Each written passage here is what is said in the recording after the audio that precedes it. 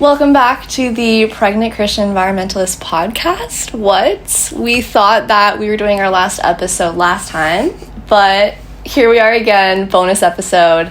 When I asked people what they wanted to know about my birth story, half the people said, "What did you do postpartum?" I was like, that's not what I asked. I'm talking about my birth story. So I figured this would be great because this is my friend Kiersten, who is a postpartum doula. So this is perfect, and I'm so glad she's on. So Kiersten, why don't you introduce yourself, and we'll just get right into my first question as well, is what is happening in postpartum when we're healing? Like, what's happening in our body and maybe our mind? But first, introduce yourself.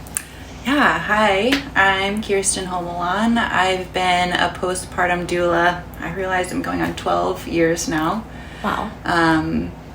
Yeah, it was like my birth story that launched me into wanting to care for other postpartum women. Yeah, and just with your first question, it's such an interesting time as a woman because so much is happening in your body and in your hormones and in your mind. And I think the mind especially is like where I really got interested in how to support women. And it was also one of my biggest struggles. So I think that's where I just had sympathy and wanted to learn more and then use that to serve moms. That's amazing. This episode, we're going to get into some tips that Kiersten has. And we'll actually have a couple links in the show notes if you guys want to like have notes already written for you. Yeah. And I'm also going to do a little recap. So Kiersten and I have been doing kind of a play-by-play of my pregnancy throughout this podcast. Nice. And I ended up giving birth. I went into labor before my due date, and I totally thought I was going to way late, and so I never got to do my last little, like, this was my last fun month of pregnancy little recap. So we'll go into that, but I'll make it brief. You thought you were going to be late? I totally thought so. I had read that the average woman gives birth at 41 and a half weeks, and then people in my family were always late. I was like, I'll for sure be late, and went into labor 2 days before my due date and gave birth on my due date, which is crazy. No 3 a.m. way. Yeah, Wow. so technically on the due date. Yeah, so I kind of got the podcast cut short, which is wild, so I'm glad we're doing this. So we'll get into tips as well, but before we do my little recap of the last month of pregnancy, I also wanted to ask, let's start with how your 2 postpartum experiences went, because you have 2 amazing kids. Love them. Yeah. And yeah, you can go on with that. Yeah. My daughter is going to be 13 this year, which is crazy to think that I gave birth 13 years ago. But my journey with her was rough. My husband was in the military. He was born and raised here in Hawaii, but went into the military and actually was stationed in Korea when I was pregnant. So from when I was 5 months pregnant, he got to come back for the birth, praise God. But then he left when I was a week postpartum and came back when Irie was 8 months old. So I was very much alone. And I didn't know enough about postpartum. I focused mostly on pregnancy. I think that's like what most moms do. It's like, okay, I've never given birth. I'm kind of scared. Yeah. There's a lot of things I want to know and learn about, but I didn't think or even have the capacity to think about what I would experience postpartum. And I didn't know it at the time, but I was going through severe postpartum anxiety and depression. And I literally remember one time looking in the mirror at myself and like not even recognizing myself. Like, I just didn't even look like me. I didn't look well. And I had no support, zero. I just was alone. So it was really that season, though. I mean, that's part of my testimony too. That's like where God got a hold of me. And my best comfort was reading his word. And I was not following the Lord. So just to like have him as my closest friend and to have his word as like my comfort. I just remember I would have her on my chest and I would be eating a bunch of nuts and I would just be like reading the word. And that is literally what got me through and was like also healing the depths of me as I was navigating this new season.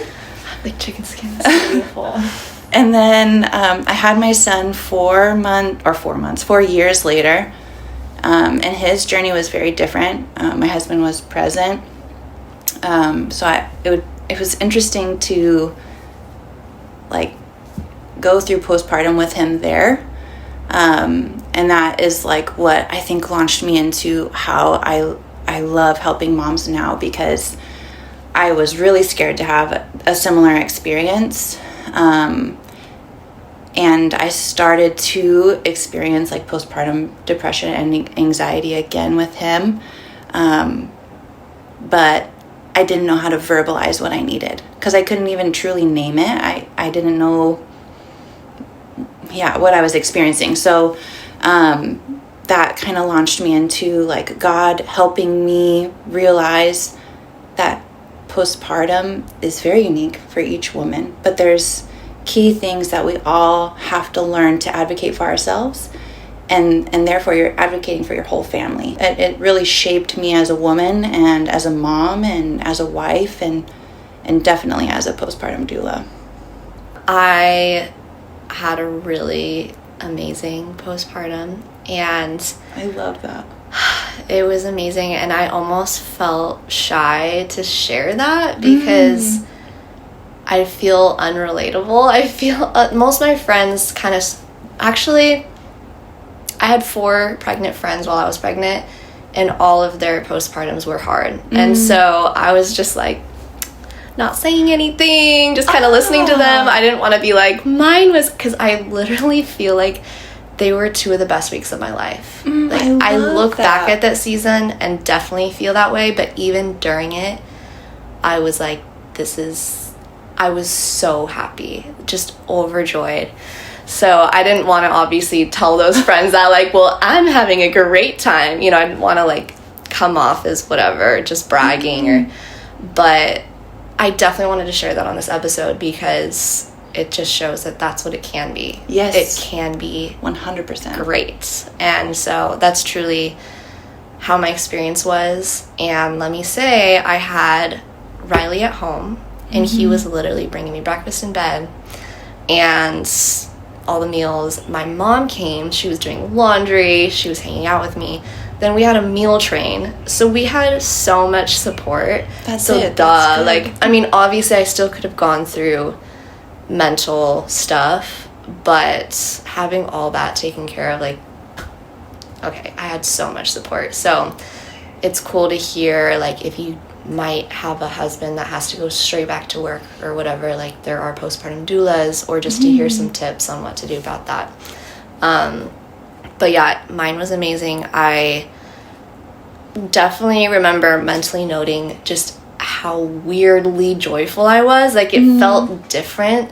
Obviously, I'm holding my baby I've been excited to meet, but it felt like hormones. I'm like, my hormones are crazy right now. Like, this is weird. Riding the high. Yeah, I felt high. I really did. And we did actually, fun fact, encapsulate our placenta. And I've heard such mixed reviews on that. And I decided, you know what, I'm just going to take it if I start feeling bad mentally. Like, because it's packed with hormones, right? Yeah. So I actually never took one because I always felt good, and I was taking liver, and I'm just so into hormone balancing that I feel like things were on track. But was it that, or was, obviously the Lord gets the credit, and also was it the amazing amount of support I had? Like, I don't know, but at least worth noting that your postpartum can be wonderful, and I'm excited to hear your tips.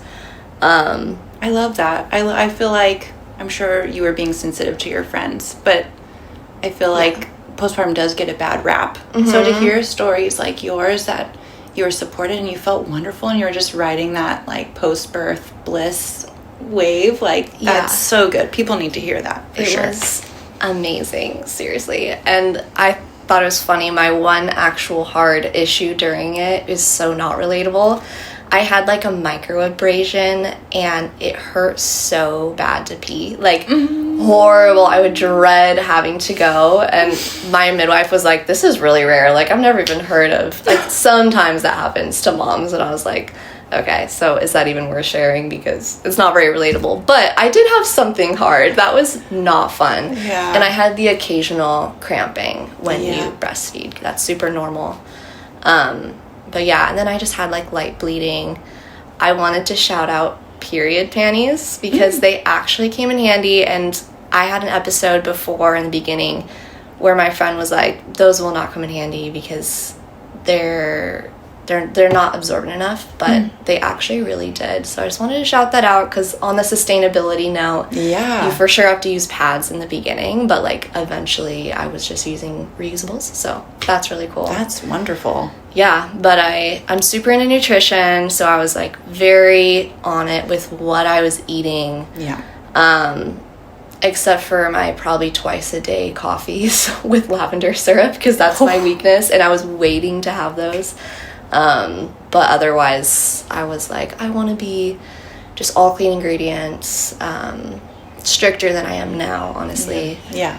And yeah, so we'll get into that a little bit too with nutrition. But yeah, so my last month of pregnancy, just to skim through it, guys, it was so fun. It was just crazy that I never slowed down, and this is a little bit too crazy, but I actually even flew to Malibu the last month. Okay. I think I was like 3.5 weeks from my due date, and my friend invited me to surf in a contest, which is crazy. Like, big belly, and I surfed in a contest. Please tell me there's pictures. Oh, plenty. Oh my gosh, that's amazing. It was so funny. People thought I was crazy. I was like most talked about on the mic, like, there's Rose again, up and riding, like, with her giant belly. It was wild. And I actually had a little mom guilt then, because I was like, wait, is this too crazy? Like, should I have not gone on a plane? Is that dangerous? Like, maybe I'm just all about, like, still going out and surfing and hiking when you're pregnant. But I was like, maybe this is a little too far. So I actually had a little anxiety attack during that, just to be honest. I was like, the EMFs on the plane, are they affecting my baby? Because I'm just so psycho about the holistic health and all that. But other than that, that was probably one of the funnest weekends of my life. We went camping. Me and Riley went camping twice during my pregnancy, but one was literally like weeks away from my due date. I slept on the ground on an air mattress. We just had so much fun. Went to my friend's birthday party that was like staying up till midnight dancing on the dance floor. Yes. Photos of that. I'm wearing like my Y2K outfit with my huge belly out. It was so great. So never slow down until one day, and I was like, Riley, I think it hit me. I'm tired today. I don't think I can do much today. I think the pregnancy 3rd trimester is hitting me. And he goes, or maybe it's the fact that you stayed up till midnight last night, washing your new cloth diapers and organizing the house. I was like, oh yeah, that's probably why. And then I went into labor 4 days after that. So I truly had like this wild energy until the very end. But not everyone gets the chance to. I was so on it with like eating a lot of food. Yeah. And resting a lot. And so I think that's why, but I do realize some people have to like work, so they can't be so on it with the ingredients and all that. But just saying. No, that actually is a huge, like that last month, it's kind of like what they say, right? Like how you finish is how you begin. And like how you finish your pregnancy really is how you're going to begin your motherhood journey. So having fun and like those endorphins and exercising and just enjoying like the little blip of time that is just you and your husband and you and your friends, and you could do those things. That is absolutely awesome. It was epic. And like a good example, because I worked hard for it too.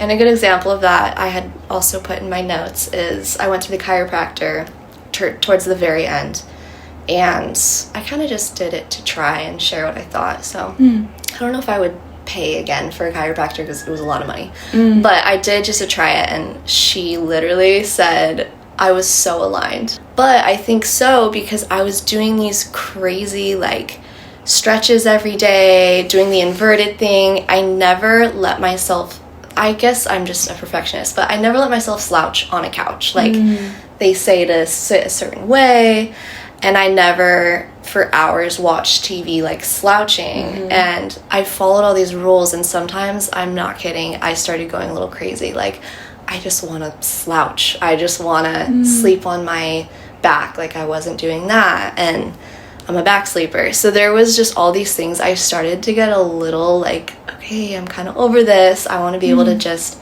slouch. But it paid off because apparently I was aligned and I had like energy with, even though eating well was not easy. And I started getting a little crazy. I just wanted my lavender syrupy coffee, like, but I said no, and I don't know, it paid off. But it's, you have to find your own balance, I think. For sure.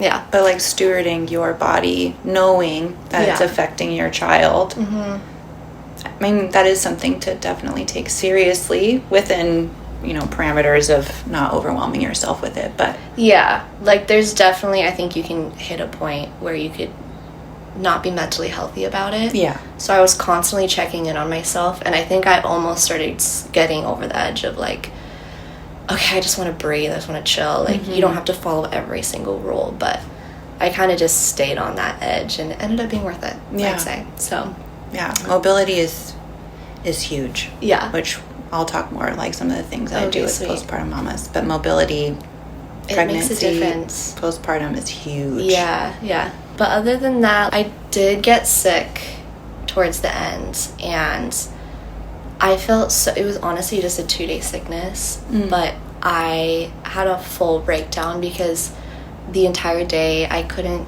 feel Halsey kicking, and I had an entire panic attack, so the midwife came over. Luckily, she lives down the road, Dr. Mercy, and she said, yeah, actually she is being lethargic, but then it ended up being fine. But yeah, there were some lows like that happening, and I was bawling my eyes out. I'm like, what if she's not okay? And we know it's okay to be sick when you're pregnant. It's normal. Baby's fine. Like, your body protects baby before you, I guess.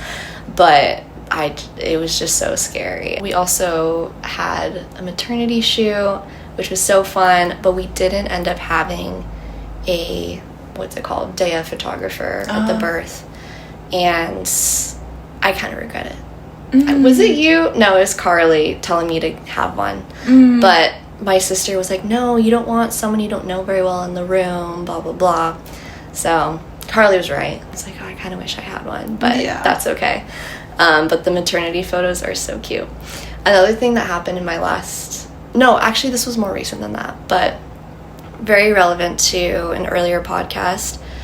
I had been saying how if you look at the history of common practice in hospitals, it's always changing. So like, why should we trust that what the status quo is now is like the best thing? And I just think it's funny that, I don't know if you've heard, but a few weeks ago actually, they stopped doing the Hep B vaccine on the day of birth. Isn't that crazy? And I'm like, that's what I'm saying, like, people sound crazy for saying don't do that first day shot. Like, doctors know what they're doing, and they literally just announced, like, actually, that's not good, and we're not going to do it anymore.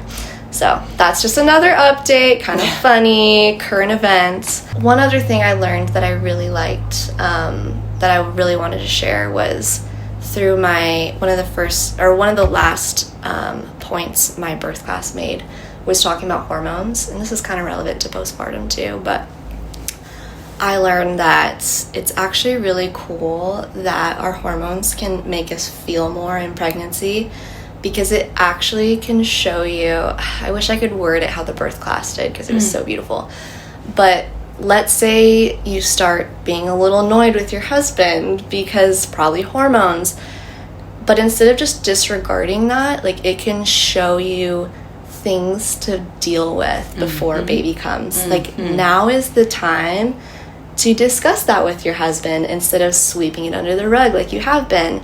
So hormones might like heighten your emotions, and it could heighten negative emotions, but it's kind of God's way of showing you, like, no, now you really see you feel that way, and you should deal with it before baby's here and before baby has to deal with it too. Yeah. I thought that was so cool, and just like another part of God's design. Like, oh, we shouldn't just say, just hormones, never mind, I didn't mean that. Like, no, you do mean that, and it's like a truth teller. So I thought that was really cool. Wanted to share that for people that it could impact in those last few months of pregnancy. Did you like see that? Would you notice that? And then yeah, well, it sparked some good conversations. I mean, let's be honest, it's usually with your partner. It's like, I don't know who else I'd be super annoyed with, but it definitely sparked some conversations. Like, hey, actually, you know, I prefer you don't do that. You know, just random stuff. It didn't have to do with baby or pregnancy. It was just like, okay, yes, I'm hormonal right now, but let's talk about this. And I thought that was really cool. So, we also did do a one-night baby moon local, and I wanted to share that which was sweet, because it was amazing. And so you don't really this was another episode we talked about, should you travel, should you do baby moon. It was local at a hotel, and like most people have a hotel nearby, and it was so fun, and like a really good last hurrah with just me and Riley.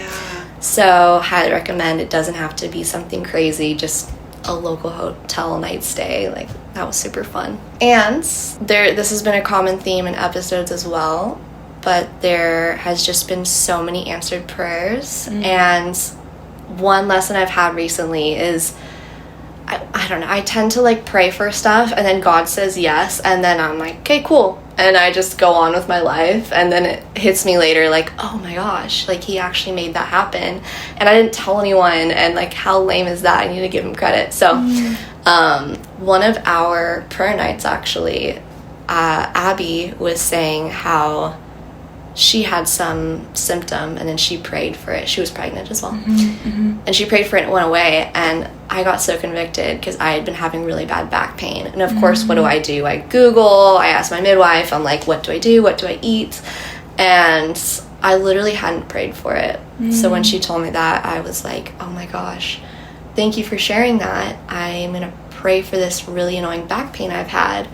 And it literally got healed. Like, it wasn't there anymore. It was crazy. It was a miracle. So I have to share that as well, because I am working on that. Like, when he says yes, we should tell somebody, because that's so cool, and it's a mini miracle. So the rest of the birth, clearly God was there answering prayers. I talked about that in the last episode too.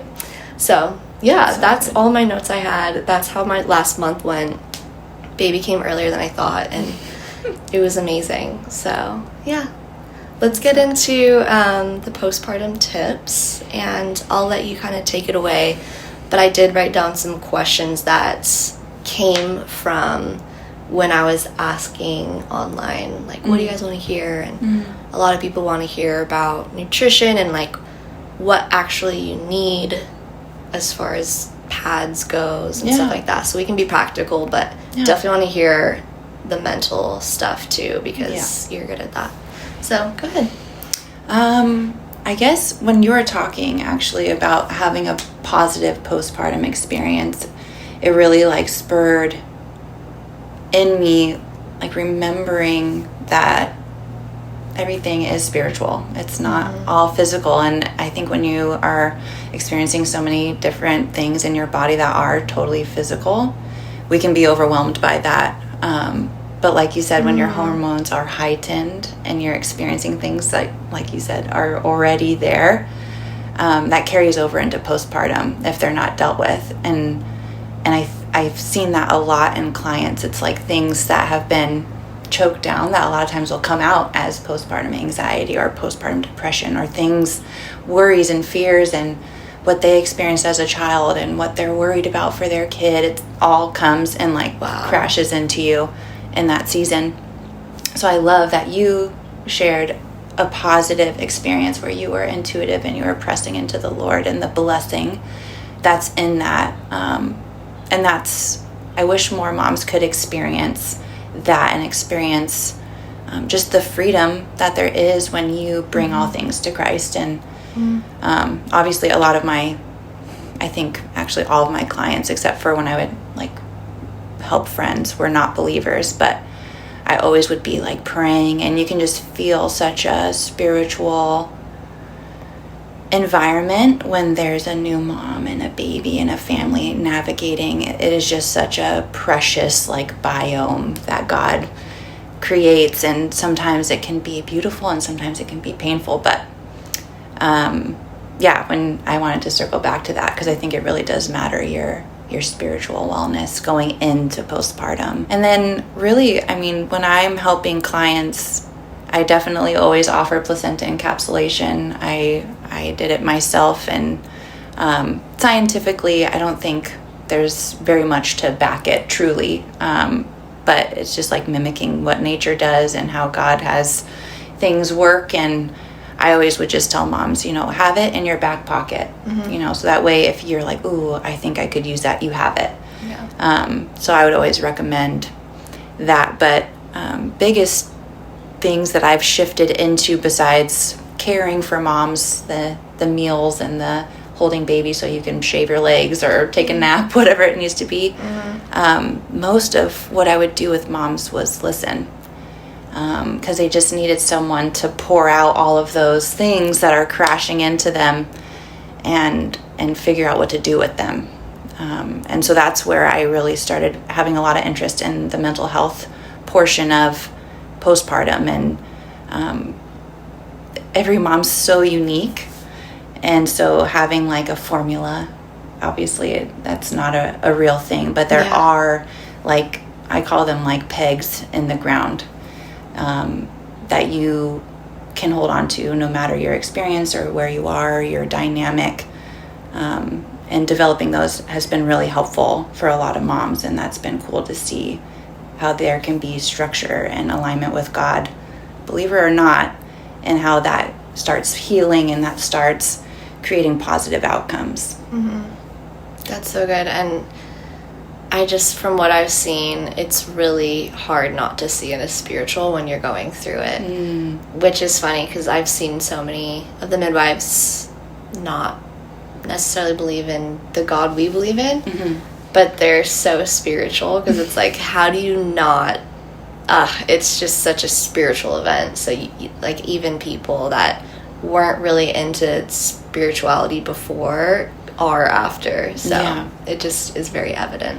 I always loved seeing the transformation of dads. Like going into birth, they're just kind of like very practical, like, all right, we're gonna do this thing and it's gonna be great, and she's gonna be great and I'm gonna be great. Riley. But then like coming on the other side, like they just, so many times the dad is just like in awe of what his partner just did, and just amazed that they created this being together and now like this new existence they have. And it is undeniable that it's such a spiritual time. 100%. And I firmly believe that there is so much attack on the mom in that time. And so like knowing how to protect that space and keep that space positive and just full of the blessing of God. Like children are a blessing from the Lord. They're his heritage going forth. So he wants to bless that. He wants you to experience painless childbirth. He wants you to experience a hormonal whatever high postpartum and be supported. Like those are all things from God. Like we don't have to live in this space of like depression and anxiety and fear. That's not from him. And so helping moms live in that freedom and remember that freedom is what I love to do. And it's like tips that help you throughout motherhood. I feel like it's like, yes, postpartum, but truly we're always postpartum now. And there's journeys of what our body goes through and what we go through spiritually and mentally, emotionally, and relationally. Living in that freedom as a mom is huge. That's so good. So what would you say are your top practical tips for someone going into postpartum? My tips are really simple, and I think that's kind of how God works too. The first one I always tell moms, and it's good to do if you're like in your last month where you're kind of like, okay, I'm nesting, I'm feeling like I'm prepping, but if you do it postpartum, it's great too. But it's knowing your why, which I feel like that's more of like if I'm starting a business, I know my why, or, but when you are going to be a mom, whether you chose it or whether, it was spontaneous and it happened, to stop a moment and to consider why you're choosing to be a mom, because you're choosing it, and knowing what type of mother you want to be, and knowing what your values are, what's important to you for your family and for yourself as a mom and for your children. Taking a moment to really dive into that and journal about that and ask God about that is huge, because that's going to be your anchor. And then knowing your why is what's going to establish those values. So once you explore that and you know your values, then it's like focusing on behavior that is in line with those values.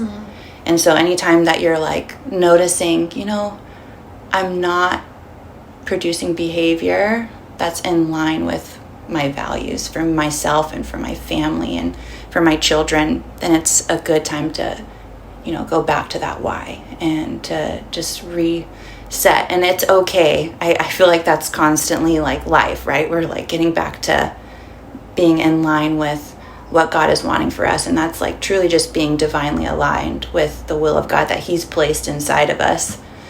And so the reassessment is okay. I used to feel so much guilt, like, oh my gosh, how many times do I get off track and I have to get back on track? And it's like, bad mom, good mom, bad mom. It's like, no, it's just the journey of fighting for, what you believe in. And that's good. That's like producing resilience and producing an opportunity for kids to see that their mom isn't perfect, but that she always goes back to her Savior over and over and over. And that can be really freeing. And then I talk a lot about like autonomy for moms. And that's like knowing how to feel a need, to name what you're needing within yourself, and then knowing how to communicate that. And I think when moms, or women in general, in any season of life, we are gonna figure it out on our own, or we're gonna struggle in the midst of it. But if we're not able to communicate to those who are supporting us, or friends or family, or even like communicate to ourselves what we're experiencing, then it can result in bitterness and frustration, or just like emotions will harbor, which a lot of times will come out when, there's heightened emotions and hormones. So knowing how to advocate for your needs and name what you're feeling, it's a skill, because a lot of times it's like, I don't know what I'm feeling. I mean, it's like a practice. I still, even in this season where my kids are older, it's like, what am I feeling right now? I know I'm needing something and feeling something. And I think a lot of times we don't take the time to like peel everything away and just like be in that space and allow God to give us the revelation of what we're experiencing and what we need. And so, especially with a newborn baby, it's like there's so many things, so many needs, and you don't have time to even go pee. But to those moments where there is peace, it's like, okay, I'm going to dedicate this time to not have any stimuli, and I'm just going to be with you, Lord, and just have the silence to find out what I need and the wisdom to advocate for yourself.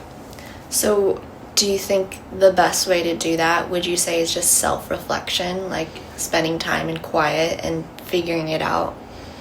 There's definitely like practical things, but a lot of it is just getting time with yourself and with the Lord, and God's going to reveal it to you. A lot of times it's just there's so many moving parts that you don't have a minute to be, and a lot of times it helps to go into a space where you can breathe, whether you need to go on a walk, like baby free, just on a walk, or you want to just be with your spouse, or sometimes intimacy with your spouse. It will bring things to the surface, and then you're like, this is what I've been feeling, and now I need to know what to do with it. So just giving yourself permission to create the environment or go into an environment where you can have peace over yourself to reflect is usually what will bring that clarity. I really love that, because I think I'm really bad at that. And the only reason it didn't become a huge issue is because my mom was so good at asking. Like, no, but how do you feel? No, but what do you really need? And I feel like Riley's a dude. He maybe wasn't as good at that. And I don't feel like everybody's mom would be super good at that. Like, I just got lucky because I'm so bad at, like, stopping and asking. And I'm more of a people pleaser. So even when I was postpartum, I had a hard time asking them because we followed the 5-5-5 rule where I was 5 days in bed, 5 days around the bed, and then 5 days inside the house, I think is the last one. Yeah, it's like that's what my midwife suggested. And so those first 5 days I was like, will you grab me my water that's right there, like 10 feet in front of me? And I felt so cringy asking that because I wanted to just get up and get it myself. But she really recommended, like, just as little as possible, just get up to the bathroom and that's all. Yeah. And I was dying inside. Like, I hate asking for help. And so luckily my mom and Riley with the practical stuff was, like, really good at just doing it all. But yeah, I really like hearing that because I need to work on that just in my day-to-day life too. Yeah, it's hard. I think as women, like, God has naturally designed us to be, like, servants. We love to serve and we love to nurture and we love to care for. And so having time where we can ask for things or name things or be bold enough and, like, humble enough to say, this is what I'm needing and I need you to do it because you're my spouse and I want it to come from you. That can be really hard. But if we don't do that, and we don't allow that for ourselves, we're modeling for our kids and perpetuating this narrative that moms are not worthy of care. And that's not healthy. Like, you're not going to want your daughter to grow up and think that she's not worthy to receive care. And I think that's really important for moms to know, that we're breaking a narrative and we're not being like princesses in bed, like, please bring me all my things. This is what's best for your body. And giving yourself permission to be okay with that. And it's for a season, because before you know it, you're going to be, there's toys flying and you're running out the door and all the things. But just this blissful time, that's really important too. It's kind of like a foggy, everything slows down. You feel like on the outskirts of reality. But it's such a precious time just to literally say la and just bask in the blessing of what has just happened and what your body was able to do, that we get to experience creating a life. And that's such a precious thing that only women and God get to experience. And that's so cool. Yeah, I think that is truly why I feel it was the best 2 weeks of my life, is because I live in this constant feeling of I should be working, or I could be doing more, I could be helping someone or making money or whatever daily. I'm feeling that way. And so for 2 weeks, I definitely believed the fact that I did not need to be doing any of that. And I was okay just being on the couch or whatever. And it was such this restful season. Oh, it was amazing. Plus, again, beautiful baby in my arms. Like, oh, she is so beautiful. She's so cute. But well, that's good. I think it's good for moms to check in with that, because God made women so capable that you can do all the things. But also remembering that raising a child, I mean, the world thinks that moms are lazy, that we're home, we do nothing, and we just sit with our children. But to actually, the truth behind it is, like, we're raising human beings that have questions and need love and are sick sometimes, and it's hands-on and playing with them and making sure your relationship with them is strong. None of that is laziness, and it's such a lie that continues, that if you're just a mom, but as much as we fight that, it is still a narrative that is constantly we're constantly fighting it. Also, on that note, I think I maybe would have struggled doing no work. I was going to say nothing. It's definitely not nothing, raising a newborn. But doing no work, basically, the midwife told me that there was a dinner plate sized wound in my body. So like when you give birth, the placenta comes off of the inside of you and it leaves a wound. And I've been talking to some moms that had no idea about that. And really, I just heard that from her and from a video that showed up on my Instagram feed. And it was like a picture, basically, a drawing of how large this wound is. And so it actually is important to try and not move as much as possible. Of course, if you have other kids, you're moving postpartum for sure, but just to remember that and think like, no, my body is healing way more than I know right now, and it's okay to just sit as much as possible right now or lay down. And that's all, like, how well you rest in the beginning, it's going to show up at some point. So it's sometimes moms, we don't give ourselves that time, or we can't sometimes, which is unfortunate, but it does show up. Your body at some point is going to need to be cared for. Hormones, energy, iron levels, whatever it may be, but it's going to show up at some point. So incontinence. That's real. Bleeding going on, like, I wish every mom could just do the 5-5-5. Yeah. But just try to strive, I think, for that. Yeah. Even, I mean, I know with, like, having a child already, that can be challenging. But there are lots of creative ways to help moms still get that rest and still get that time, and even let the siblings, like, create that environment for them to bond and create consideration in the baby who came first, that it's they're like, wait a minute, what's happening? That's so sweet. What are your best tips with nutrition? Is it true broths are like the best during that time, or what would you say about that? I mean, nutrition is such an interesting topic in general, I think, for women, with all the different phases we go through. And I think there's a lot of, like, trendy things that constantly women are being told they need postpartum, pregnancy, whatever. It's like, oh, protein and fats and carbohydrate, whatever you're going to do, macro, micros. But really, it's like the more whole you're eating, the more diverse, good sourced ingredients you're using, like, your body's going to thrive off of that. I'm a firm believer in postpartum, in those, like, first 5 days, to be doing lots of warm soups. It's your body's healing. You need a lot of blood circulation for healing. So I always recommend, like, soups and broths. Bone broth is good just always for women's hormones, to always be doing that. But usually warm, lots of hydrating in the beginning. Even I'm kind of a stickler too, even with, like, your drinking water, like lukewarm or, like, warm is ideal in those first couple of days. What are your best tips for a family coming? Because I know sometimes people need to draw a line and maybe say no to them coming at all. Like, what if you were mentoring a pregnant mom right now whose family wanted to travel and come, like, the day of or whatever, what would you tell this pregnant mama? This is such an interesting topic. I think especially as a postpartum doula in Hawaii, I always was like a fly on the wall in so many dynamics of family coming.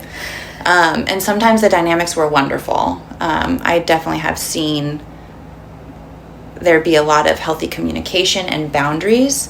And this is, like, one of the other things that I talk a lot with moms about is boundaries, and knowing how to set them respectfully, where you're respectful of who you're creating a boundary with, and they're respectful of the boundary that's been set, while you're also respecting their boundaries.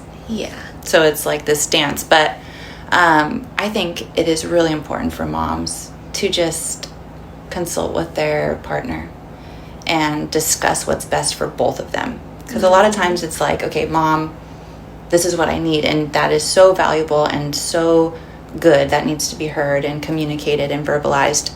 But it's also important for the partner to know what they're going to need.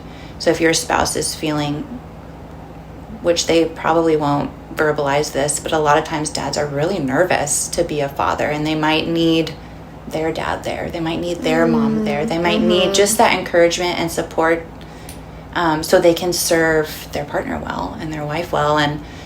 And so discussing that beforehand and then being a team and like sharing that together with both sides of the family and whatever the dynamics are is so important. And sometimes when family is around, it's tricky because a lot of times moms just feel like they have an audience when, especially with first baby, it's like you're figuring out how to breastfeed.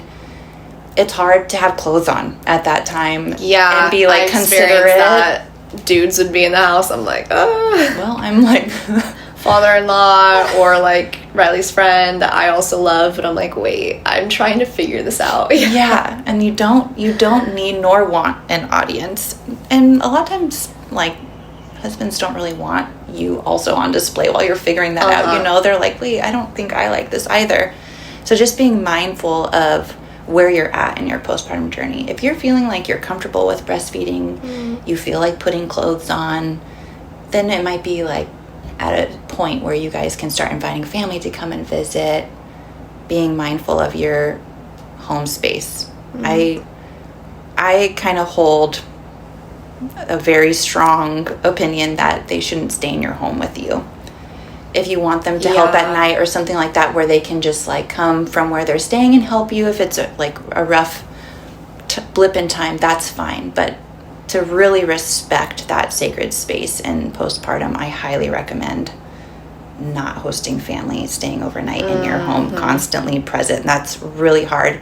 Even in the healthiest family dynamics, I've seen that time and time again not be a good thing for everyone. Yeah, I think I'm glad you said that. I feel like that's a really good practical rule, even though it seems like you can't really have a rule book because everyone's personalities are so different, and then the combo of the parents' personalities, what's the spouse's personality, everyone's going to be so different. So there definitely can't be like a list of boundaries to set because everyone's is going to be different.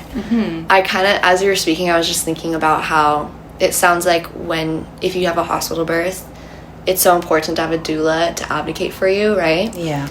Or maybe that's your partner is advocating for you. But it's kind of sounds the same as postpartum. Like for me, because I'm so bad at speaking what I need, Riley could be my advocate. He could be like my doula, and he actually did sometimes. Like sometimes I was so exhausted, and with our meal train someone was coming every day to drop off food, which was so sweet. And I'm like insanely social, so most of the time I actually wanted to see them, but sometimes I didn't, and he was so good at being like, thank you so much, Rose is exhausted, yada yada, like we'll see you next time. And then also my mom did not, even my mom who I'm so close with, didn't stay with us, and I definitely agree with that one. But yeah, and sometimes I feel like moms are so good at speaking what they need, and those boundaries will be really easy to say out loud. So maybe it's more like if you're a woman that's better at speaking those needs, maybe you have to advocate a little bit more for your partner. Like you said, I'm glad you mentioned that, is sometimes your husband is sensitive or like needs help too. So that's cool. Dads go through postpartum too. They truly do. And I don't think that's like talked about enough either. It's a lot on them, and I feel like they feel a lot of pressure to meet all the needs. Yeah, that makes sense. So on the practical side, is there any products that you really love, or do you recommend a postpartum station like next to the bed? What would be in it, kind of thing? I don't necessarily have like specific products that I recommend. A lot of the things I would recommend for moms are pretty natural and whole, and having a station by your bed that has like your snacks and water and all the things by the restroom that you're going to be needing, pads and witch hazel and all of those things. It's very simple. I feel like there is obviously a market for moms for all the things, but so long as you're like still hydrating your body, you're taking care of your breasts and your nipples especially, you're having what you need to make sure that you're clean vaginally, and that you're icing if you need to. I do make really great ice pads that have like herbs in them. I love that. So I highly recommend like things like prepping those. And then for moms who have older children, I always recommend having like a basket or a little like rolly cart by the bed that are special things that they can crawl in bed with mom, and they can read a book or play a toy or do a board game or color a coloring book, but it's just for that special time where they get to be with mom and new baby. And so that kind of creates this environment where they're welcomed and they're still seen and they get that time with mom that they need. So that's one more thing that I think is really important to stage and to prop for mom if they have older children. That's so sweet.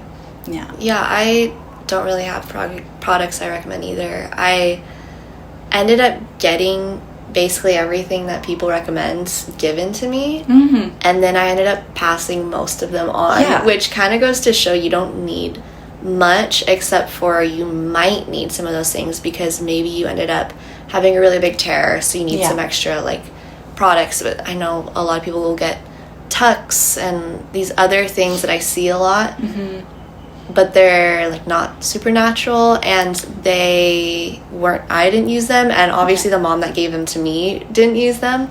So I think it's smart to have everything on hand. Like, you have the natural version and maybe the generic version just to see, because it's not going to go to waste, because you can just pass it on again. Totally. And you'll probably know another pregnant mom. And so that was pretty easy. I'm glad I didn't have to use any of those not so natural looking products. And all the like natural substitutes worked just great. So, yeah, I do have like a link on my Instagram that has like an Amazon cart for things that a postpartum mom would need. Cool. And it's like all natural, like breastfeeding bras and like underwear while you're still bleeding, and then like organic big pads and all of that. So I do have a list, but it's very simple and very minimal, but it's just like staples. Can you go a little bit more into postpartum depression? Like, sure. How do you feel it coming on? What do you have any like just practical things to do to maybe act on that? I don't know.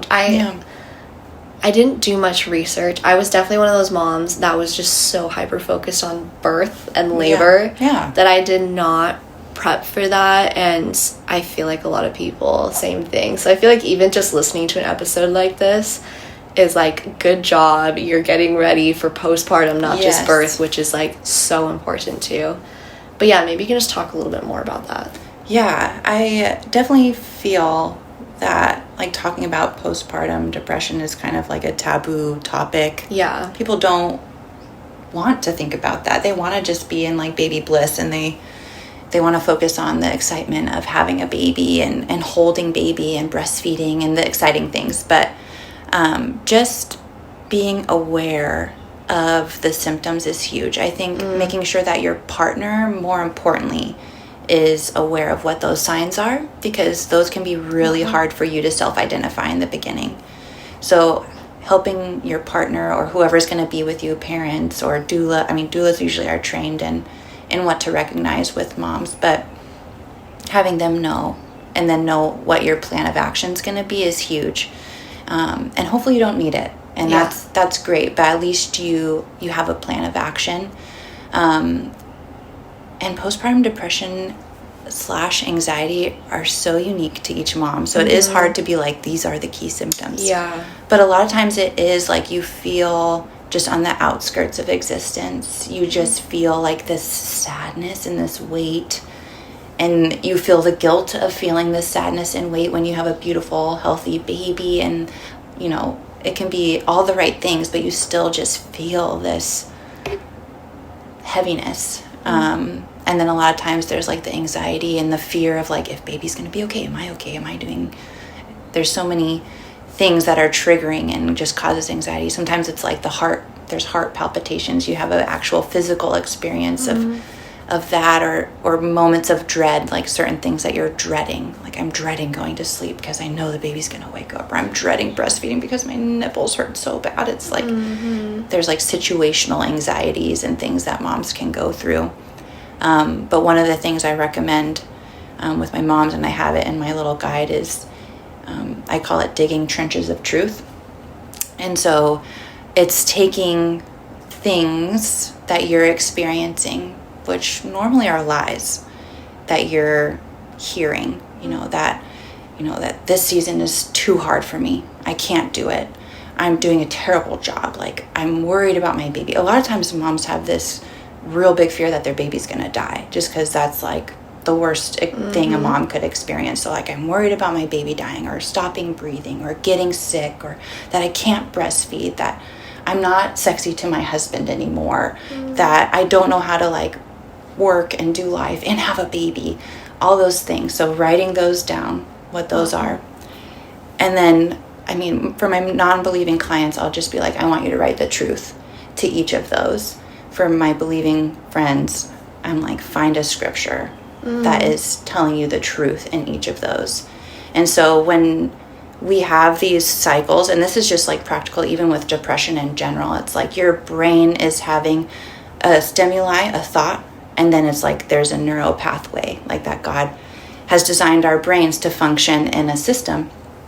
And you have to literally create new neural pathways, new responses. And so digging this trench of truth, it's like you're taking that thought captive and you're replacing it with the truth. The more you do that, the first thought that's going to pop up in your mind is going to start being the truth at some point. And you're going to break out of all of that, where you don't even have those anymore. They're gone. And so I think that's such a key thing as moms. And then like it's going to change. So every now and then I think it's really good, like even every year, revisiting, your trenches of truth and seeing what lies that are popping up that you may not realize, especially as your children change age and you change and your marriage dynamic changes. It's such a helpful tool to go back to over and over again. That's so good. Yeah, that's speaking my language is something like you can write down and practice. And that's so good. When it comes to breastfeeding, I feel like we don't need to dive into that because I did an entire episode on it. That's awesome. With a lactation consultant. But do you have just any little tips to mention, since you're like such a pro with the mental, emotional side of things, like any insight on breastfeeding? Yeah. I love that you did an episode with a lactation consultant, because that postpartum is someone to have in your back pocket. Have their number, have a relationship with them already, because it's just wonderful. Even for later stages of breastfeeding, when you're weaning, like they can help with those periods of time. So I love that you did that. But I think the biggest thing that I've experienced when helping clients specifically with breastfeeding is just knowing that breastfeeding is a very emotional experience. It can also be very spiritual, which I don't want to like over spiritualize everything, but it really is this interesting time. It can also be very wonderful. And it really is like the pause button for a lot of moms, where they can just take a minute. You get a rush of endorphins after, which is just wonderful. And you have your sweet baby quiet and not crying and just staring at you and holding your hand. I think there's lots with breastfeeding, but just savoring breastfeeding. Let that be a moment where you get to take a deep breath, because one, that's going to help you release milk. You're going to release fattier milk when you do that and you're relaxed, because then the hind milk is going to come forward when you're just relaxed into the moment, and you're going to just cherish that season and breastfeed as long as you can. Who cares? Like, there's so many things like, but breastfeed as long as you can. I love that. And I really, even for now, needed to hear that part about relaxing. No stress, just sit so that the high milk can come down. Yeah. And those moments, all things pause. I always encourage my mamas, like, your thoughts, the things you have to do, the worries, that's your precious time also, where you can have nothing. It's just a pause, a selah. I heard a mom just recently say she had a regret that she didn't just do basically what you just said. Just stop when she would breastfeed and savor the moment. And that really convicted me, because this is so embarrassing, but I try to not be on my phone in front of Hollister ever. Yeah. So when she's breastfeeding, that's when I whip it out, because she's not watching me. And of course that moment just flies by and she's done already, and I'm like, well, that was my 5 minutes with my phone, you know. So just, not that I don't do that now, but I definitely am trying to just sometimes spend that moment with her and just relax. And I really needed to hear that. It was impactful for me. Yeah, I think it's hard, especially in that postpartum period with phones and social media especially. I discourage the phone completely. I'm a really anti-social media person anyways, which isn't great if you're like a business person, but I'm willing to take that hit. Just, I think, especially for women postpartum, it's like you start feeling all this pressure to like snap back and to do the things, or mom this way, or have this thing, and it's all lots of lies, honestly. And also, like, yes, like breastfeeding is the pause, and it is like, you know, a moment, and all the grace in the world. Like, if you just need a moment to scroll on Pinterest or Instagram, okay, like, that's fine. But it also is a wonderful time just to, again, like peel away stimuli and enjoy the one that actually matters. And I think, like, there's so much now, like with older children, that as a mom, you're paving the way for their life. So those are also powerful moments to be praying over them. Oh, yeah. Be praying over them. There's so much that a mom does just through prayer. And that's a wonderful time to do it. Yeah, I love that. I also just chose not to scroll. I think at all. I mean, okay, I'm sure I did a couple times, but I kind of set that rule for myself. During postpartum, and I think that saved me from a lot of my perfectionism issue, you know, because if I see like, this is how good this mom's doing, or whatever, like, I just didn't have that overwhelming comparison, like a million rules, tips, ideas, because Instagram's gonna know you're in postpartum, and it's gonna send you all these relevant videos on how you should be feeling and looking and what you should be doing. And I was like, I just know myself, and I was like, that's not gonna fly. I'm not gonna be scrolling through a bajillion tips in 5 minutes. Like, there's no way that'll be good for me. And I think it did wonders. I think it really helped. So, and I think that's good, just like with anything, like seeing other moms' journeys, or how they did things, or how they parent, even when you're hearing it with like friends or family, like giving you their stories, being mindful in yourself that it's okay if your story and your values and your process and systems and journey look completely different than that. That's okay. All moms are so unique. You have a unique child, you have a unique partner, and it's gonna look different. And I think we get really freaked out if we're not doing all the things that so-and-so is doing. And that's actually beautiful. Like, when you can be okay with their journey and also be okay with your journey, and not need to tune into their journey to the point where you forget what yours needs to look like. So, be careful with the phones. It's a wonderful opportunity to read a lot. You can read so much. So much.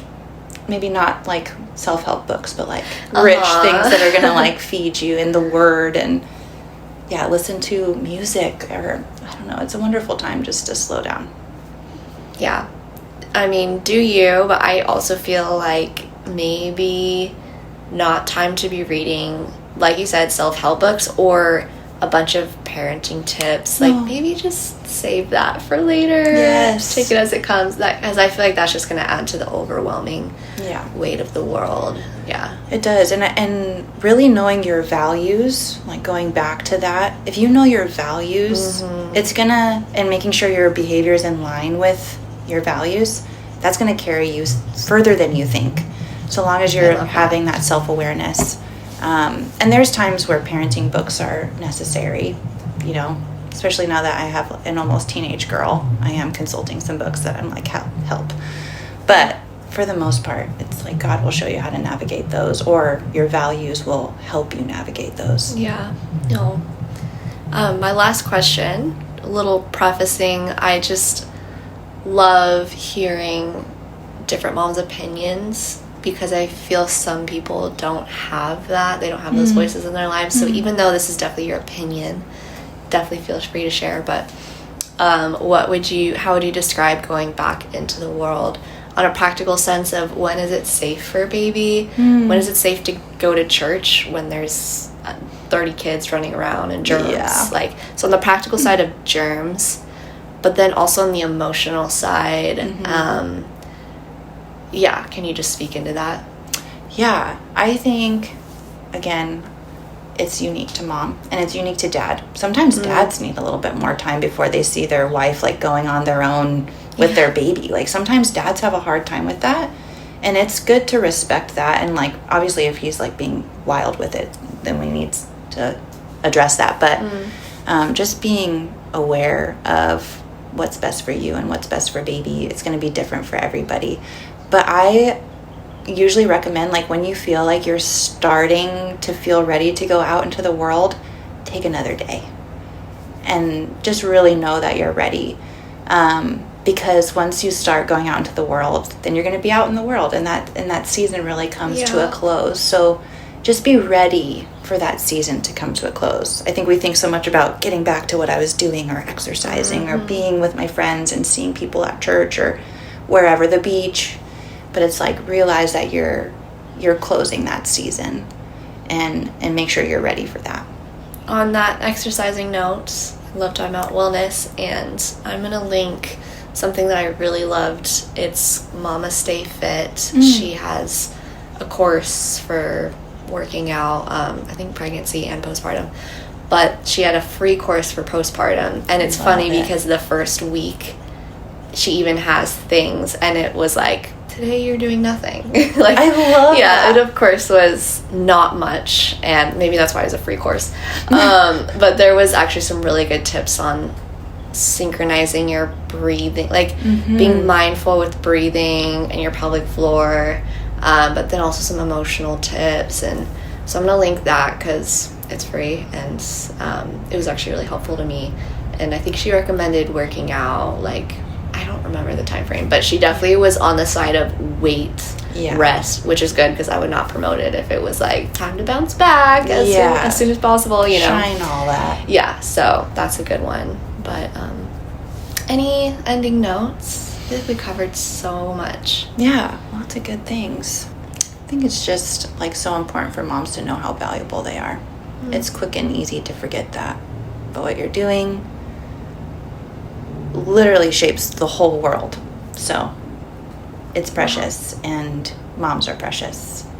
So good job to you, and good job to you if you're a mom. And it's the most important job. It does shape the world. That's beautiful. Yes. Oh, thank you so much for joining. I think this will be really helpful, and I learned a lot too, so really thank you. And I guess to wrap things up, even though I tried to do that before, this really is the last episode of the Pregnant Christian Environmentalist Podcast, and I can't wait to restart as just the Christian Environmentalist Podcast and occasionally talk about momming and mom tips, but mostly things relevant to everybody. I can't wait to incorporate my faith into how I try to live mindfully and shop consciously, and lots to talk about. I really am excited. And until next time, thanks so much for listening, guys. Thank you, Kiersten. Thank you.